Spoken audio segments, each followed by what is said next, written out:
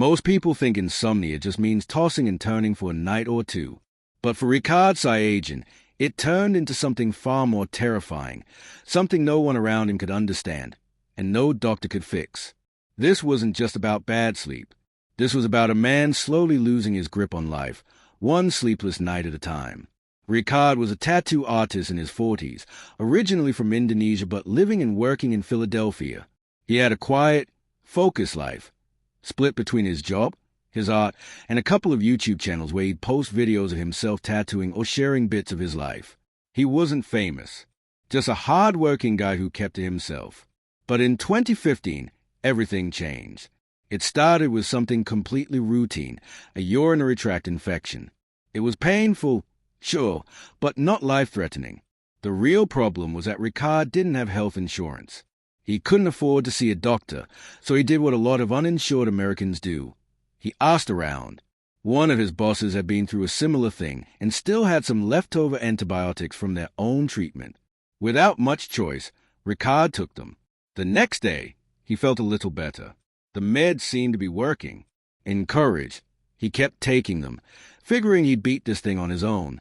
But by the third day, something really strange started happening. Ricard shot up in the middle of the night, heart racing, completely confused. It felt like the whole room was shaking, like there was an earthquake. But when he looked around, nothing was moving. That's when he realized it wasn't the room. It was him. His body was trembling all over. His spine felt like it was buzzing. His legs twitched without warning. Even his face muscles were shaking. It was terrifying.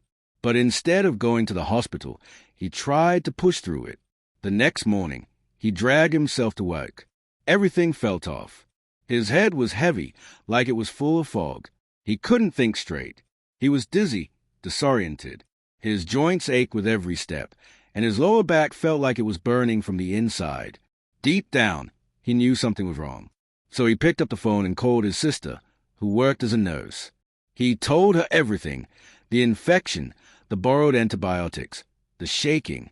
She listened carefully, then calmly told him the pills were standard, nothing serious. People take them all the time, she said. That gave him just enough comfort to keep going. So he kept taking the pills, not knowing that his nightmare was just beginning. But things just got worse. His skin burned constantly, like someone had rubbed pepper all over his body. Every inch of him felt raw.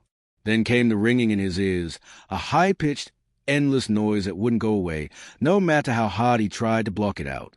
His muscles, once strong from years of tattooing, now felt like jelly. He could barely lift things without shaking. Eventually, he finished the antibiotics, and the original infection, thankfully, was gone. But that small relief didn't last long. The strange side effects stayed, and then something even worse started happening. He couldn't sleep. At first, he just thought he was restless, maybe anxious. But after a few nights, it became terrifyingly clear he wasn't sleeping at all. No quick naps. No accidental dozing. Nothing. His eyes would stay open all night while his brain spun out of control. His body felt like it was falling apart, and his mind wasn't far behind. Then, as if things couldn't get worse, he got a call from Indonesia. His mother was seriously ill. So even though he was in terrible shape, Ricard got on a plane and flew halfway across the world to see her. Once in Indonesia, he went to a doctor, hoping for answers. But all he got was a vague explanation. "You're under stress," the doctor said. "You just need rest. Once you sleep, your body will recover." Ricard didn't push back. He was exhausted and desperate. The doctor gave him powerful sleeping pills and told him they'd help. But they didn't. Not even close. Even with the medication, he remained wide awake. The pills would fog his brain, make him woozy, but not bring sleep. On a lucky night, he might get an hour or two. Most nights, nothing. This dragged on for months, and Ricard's body began to fall apart fast. He dropped weight quickly. His cheeks sank in, and his clothes hung off him like they belonged to someone else. His skin dried out and started peeling in patches, like it was slowly giving up. With no sleep and a failing body, his immune system collapsed. He caught every little bug that came near him. His muscles, once strong from years of tattoo work, wasted away. Even standing was painful. Every step felt like his bones were grinding together. Eventually, he couldn't get up at all. Trapped in a small room in Indonesia, too weak to make the long trip back to the U.S., Ricard reached for the only tool he had left, his camera. He started posting videos online, not of his art, but of his slow decline. In one clip, he sat up with great effort and stared into the lens. His voice was quiet, but serious. "My body is deteriorating because my immune system is failing," he said. "I can't sleep. I've tried everything. I'm dying." He asked the internet for help. He didn't care where it came from, a doctor, a scientist, anyone who might know something. "Use me as a guinea pig," he pleaded.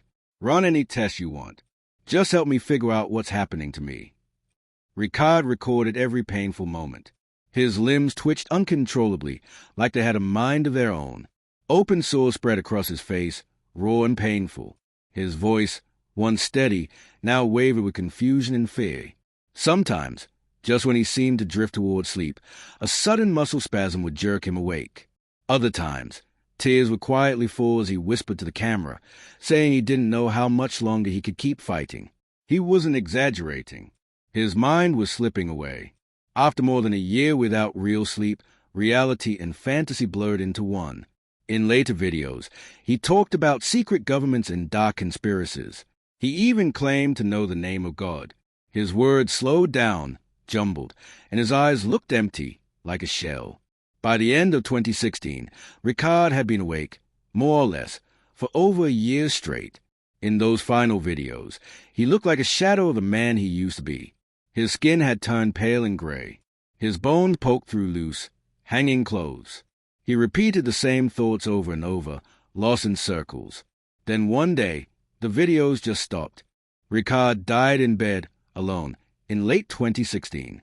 No official diagnosis was ever made, but many people think Ricard had a rare disease called fatal insomnia. It's a deadly brain disorder that slowly destroys the part of the brain that controls sleep. Usually, this disease runs in families because of a genetic gene, but Ricard didn't have that gene. Experts believe his illness might have started because the antibiotics he took caused severe nerve damage, a rare and extreme reaction. This damage infused his brain so badly that it forgot how to make him sleep, trapping him in endless wakefulness. His YouTube channel is still up, haunting and raw. In every video, you can see the slow collapse of a man who knew what was happening to him and could do absolutely nothing to stop it. One video shows him staring into the camera, eyes wide open, pleading. "I would give up my legs, both of them, just for one night of real sleep." He meant it. In the end, he fought a battle no one could see, a disease that broke his body and a mind that slowly lost its way. If this story moved you, please like, share, and comment below.